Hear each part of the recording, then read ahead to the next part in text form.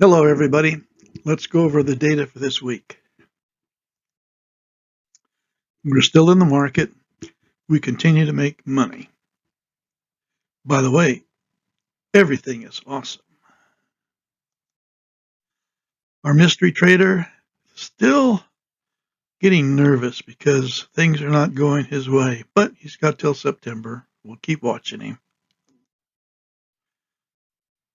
Here are the sectors, and almost all the sectors are going up.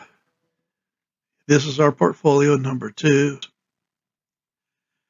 The regional banks continue to recover. In fact, with this recovery, I would say everything is pointed in the right direction. So we have, super good outlook for next. Now our portfolio number 2, here's our percentages. And then you compare that to VIXM,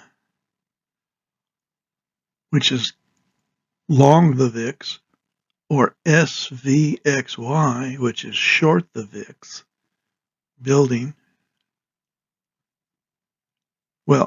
consumer, and then IYK, consumer staples. Our long term, we're still out of the market here. Running the timer from 2006 and allowing it to find a better trade pattern. We're still on a buy. All right, this may look complicated, but it isn't. Let's take it a step at a time. Okay, first we're looking at this and this. Since 2002, we're talking of 17 years, buy and hold. And here's what the NASDAQ, the QQQ did, and here's what the S&P 500 did.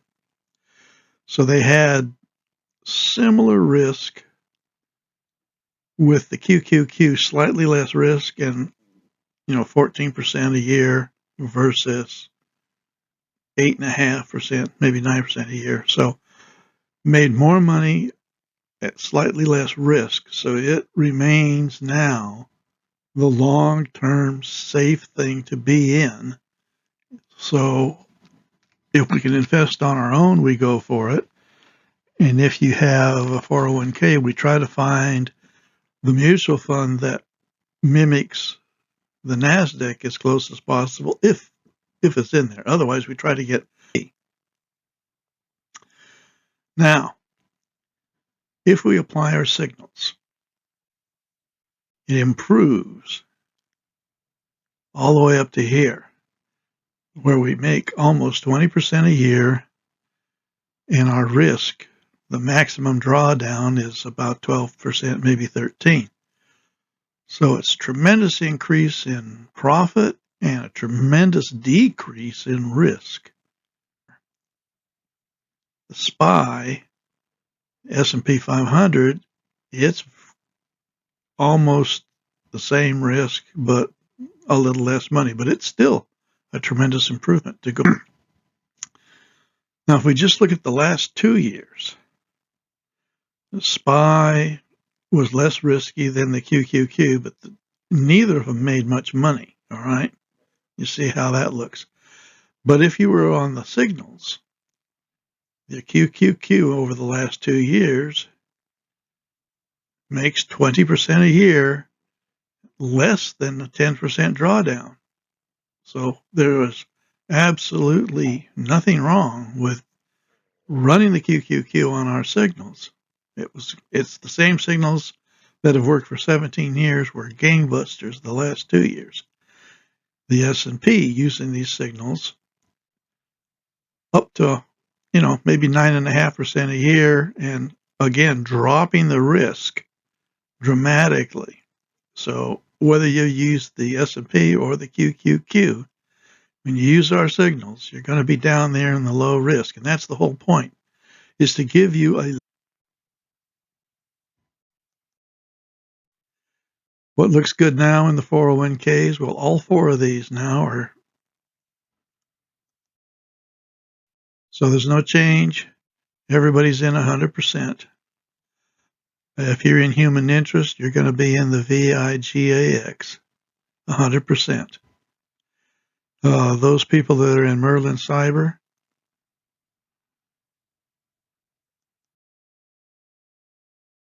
if you're doing portfolios,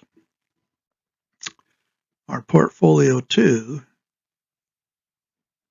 is the same percentages that we've been looking at the last few weeks. Portfolio 1 is the same as portfolio 2, except we're 50% cash, so it just drops it down to more conservative. Our portfolio 2 was put together for max inflation. In other words, we're looking for the things where they should respond to inflation more than other things. It means they're a little more risky. Whenever you've got something like cane sugar, which is a commodity, you have to watch it like a hawk. So if you're in these portfolios, you can't take a vacation for a few months and not look at what we're doing. You can come back and say, hey, I'm losing money. What's going on? Well, you better check and get in and get out when we say change your percentages. These portfolios are not like a ho-hum portfolio where you're going to have 6 parts of the S&P 500 all jumbled together to where if you drop one part, you're not in much risk because you still have the others. These have to be put together in the percentages we have to work. And if you fall asleep on the switch, like some of you have, I've met with some people and they never bought this. They only bought the VIXM. And those that have been paying attention, we dropped that some time ago. We're making more money. The worst thing you could do would be to not have any of this. So I don't think I'm going to say no change at the start of my little memo each week, because those of you that may have made a mistake along the way, when you see no change, you go to sleep. You don't do anything. You shouldn't do that. You should always go in there, check what are we invested in, and then go check your own account at your brokerage to see, well, what am I in at the brokerage? Oh, I forgot to buy DXJ. Well, that's a big deal. That portfolio doesn't work if you don't have a lot of DXJ in it. So, if it's too much, you say, well, mate, I can't keep up with this. I don't have a fun time anymore. I thought I wanted to, but I don't. All right. Simply use the signals and bounce between cash or 100% on the QQQ. All right. So I'm going to call that portfolio 3, the no time portfolio. That's the least upkeep. You're either in the market or you're cash. That's all you have to worry about. If that's what you want to do, fine. You'll make a ton of money. I showed you if you just followed those signals, you're going to avoid risk and you're going to make good. Okay?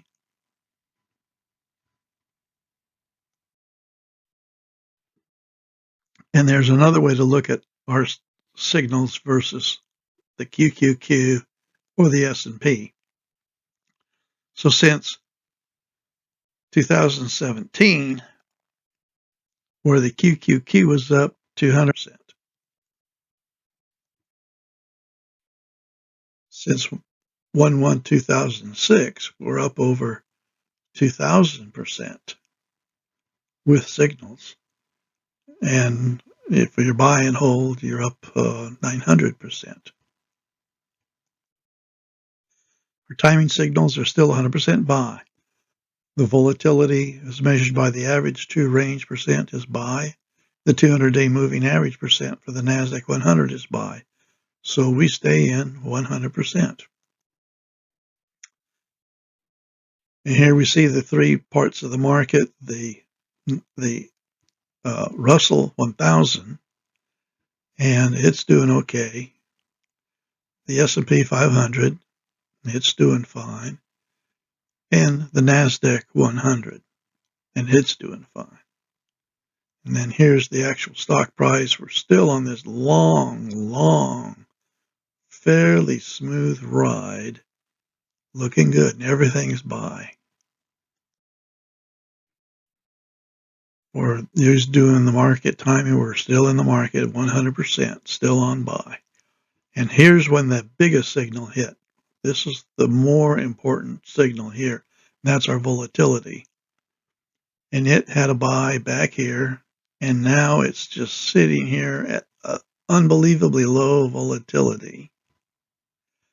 And we're making great money. We're still up over 80%. So we have dropped VIXM. Don't need insurance when we're this high. Now, pay attention. Easily, we can have a few days where this starts to come down.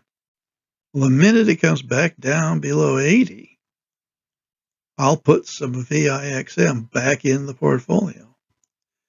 And if it continues to drop below the 70, we'll go full VIXM. And then if it drops down to where it's a sell, depending on what the volatility is looking like, we may get out of the market entirely, or we may sell the SVXY and sell the sugar, sell some of the things and mainly leave it in cash and the hedge. That could happen. If it happens in the middle of the week, I'll send something out and say things are getting antsy. We have to make an adjustment here because we're working on getting the max money we can by taking off, dropping the insurance when we're in real safe territory. But when we start to drop back down and get close to the sell, we will put the insurance back into the portfolio. And if you're not going to pay attention to it, then you're in dangerous shape. Because if we get a sell signal and you don't sell, you can be looking at some serious deterioration if you don't pay attention. If you don't want to do that, don't do the portfolio. Go do the portfolio 3, where you're just either cash or QQQ. Doesn't matter to me. All right. And we'll see you next week. Goodbye.